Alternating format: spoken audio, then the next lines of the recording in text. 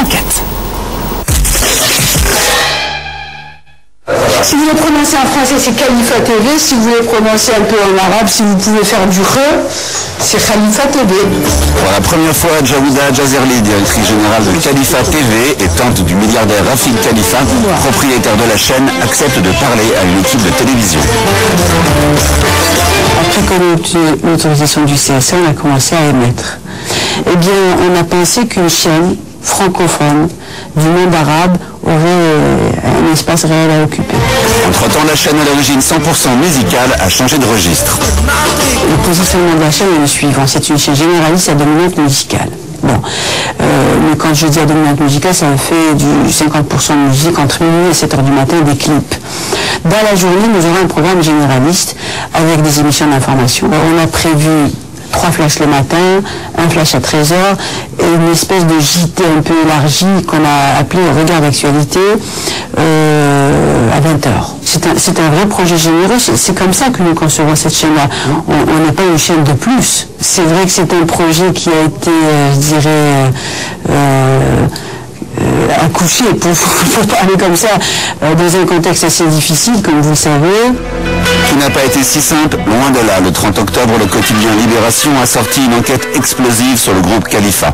L'enquête s'appuie sur un rapport confidentiel de la DGSE. Elle met en avant les zones d'ombre concernant le financement du groupe.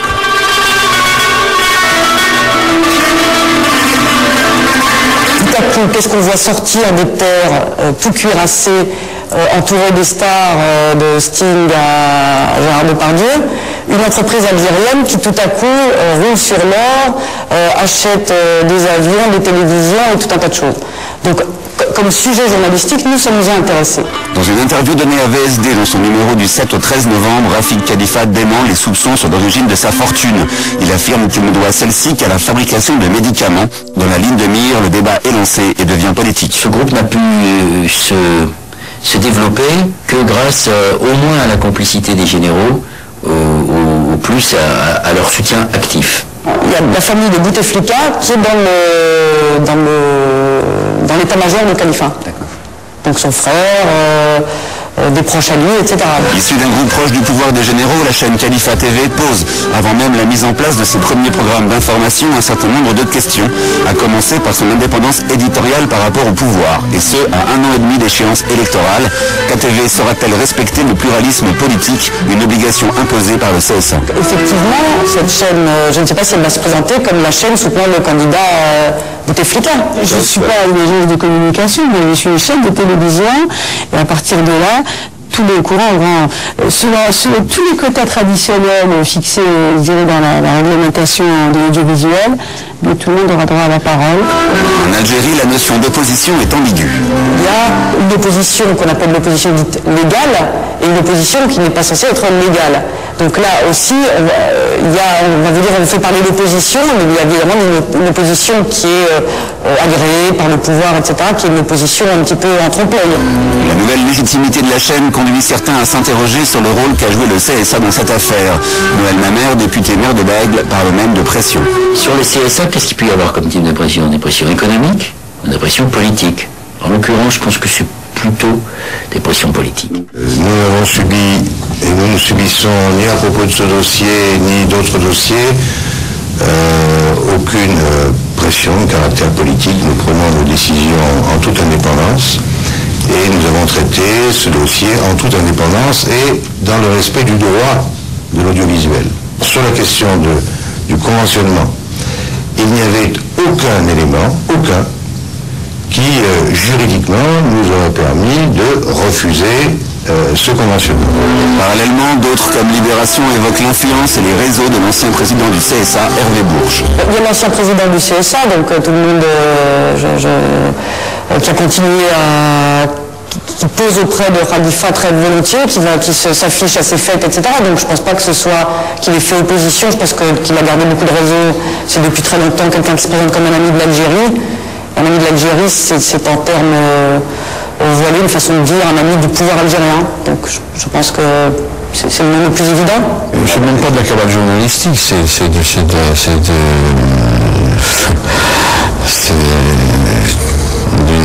de la désinformation stupide, c'est c'est au niveau du caniveau, ça, pas autre chose. Tant mieux si on nous prête de l'influence.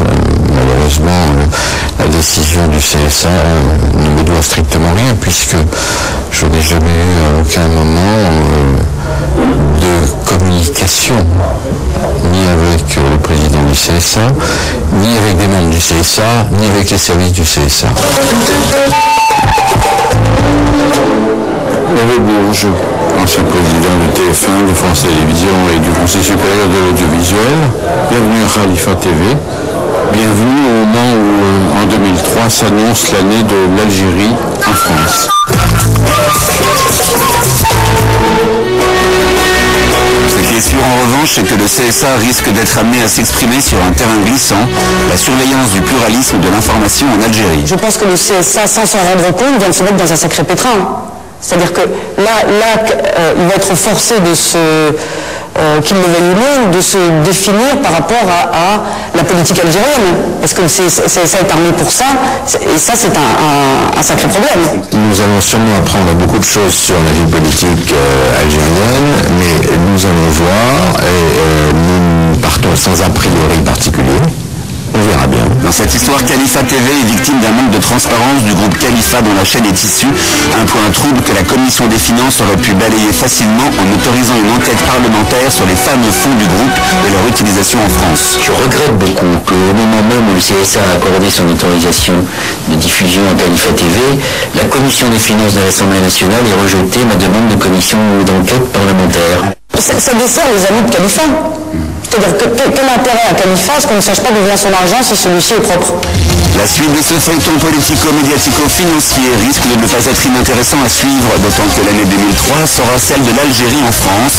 L'occasion de voir in situ si Khalifa TV tiendra toutes ses promesses. À suivre.